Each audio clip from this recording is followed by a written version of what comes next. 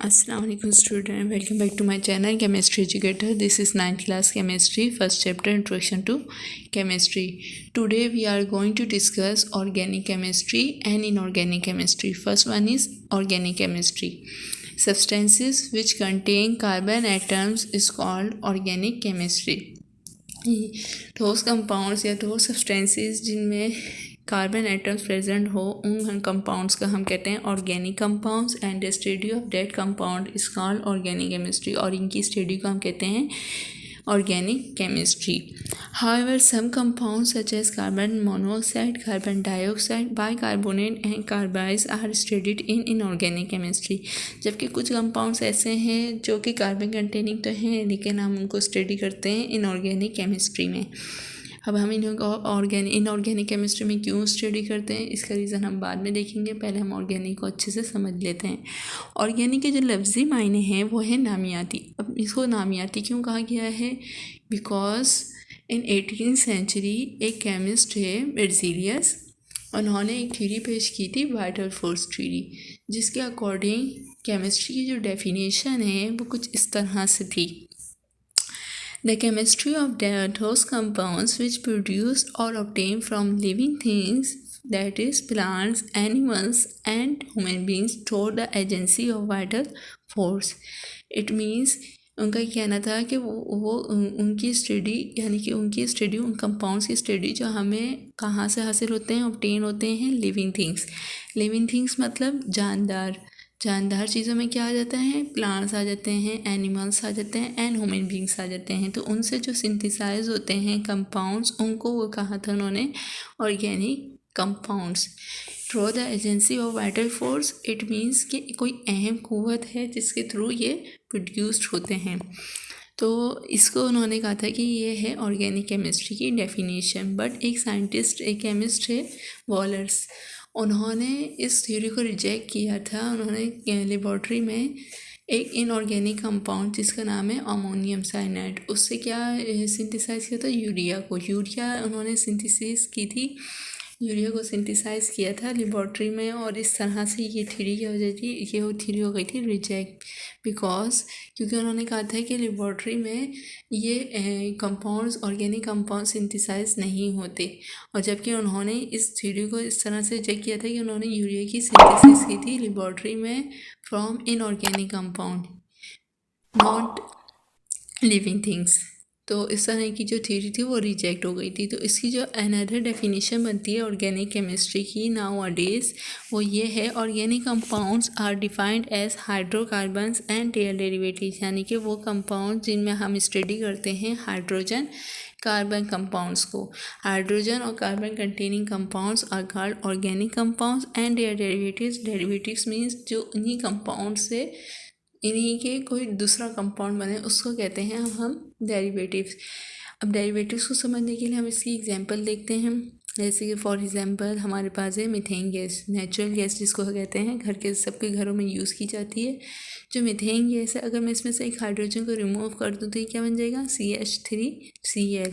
तो ये इसका क्या हो गया? डेरिवेटिव हो गया, यानी कि CH4 से बन गया methyl chloride.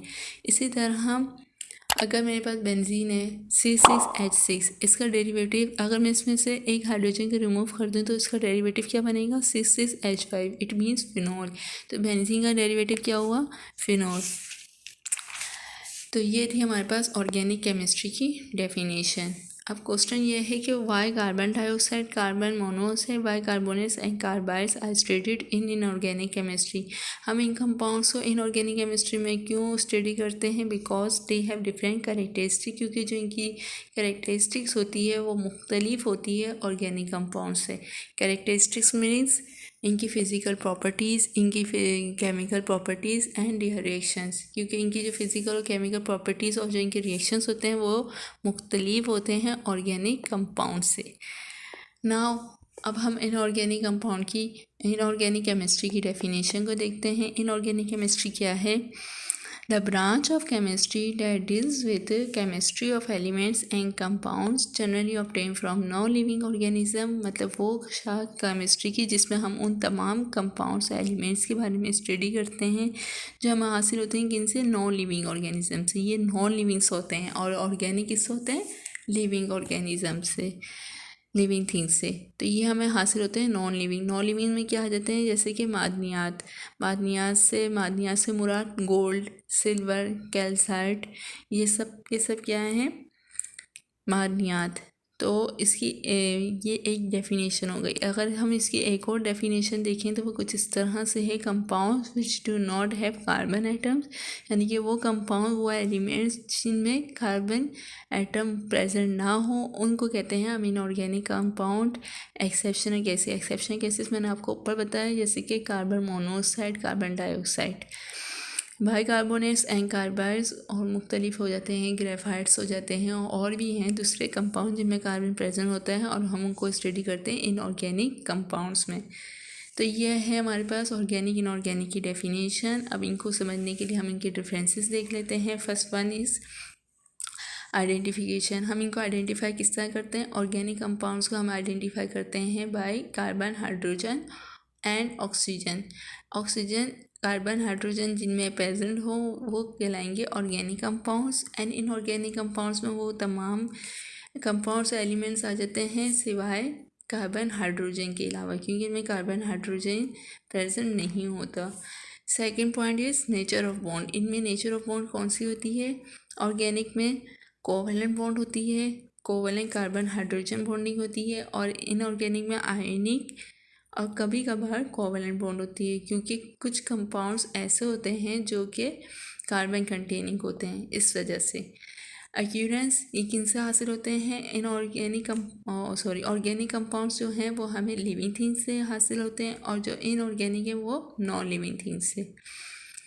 Fourth point is rate of reaction. इनका जो रेट ऑफ रिएक्शन है, रिएक्शन करने की रफ्तार जो है वो स्लो होती है, और इनकी फास्ट होती है, तेज़ होती है।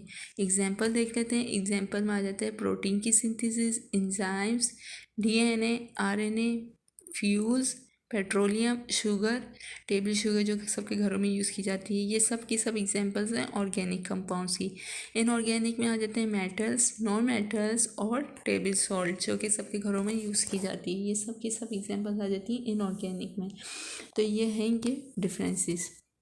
आई होप स्टूडेंट आप लोगों को कॉन्सेप्ट्स क्लियर होंगे, ऑर्गेनिक इनऑर्गेनिक केमिस्ट्री में डिफरेंस समझ में आया होगा। इंशाल्लाह नेक्स्ट लेक्चर में हम और ब्रांचेस को डिस्कस करेंगे। जब तक अपना बहुत ख्याल रखिएगा। अल्लाह हाफिज़।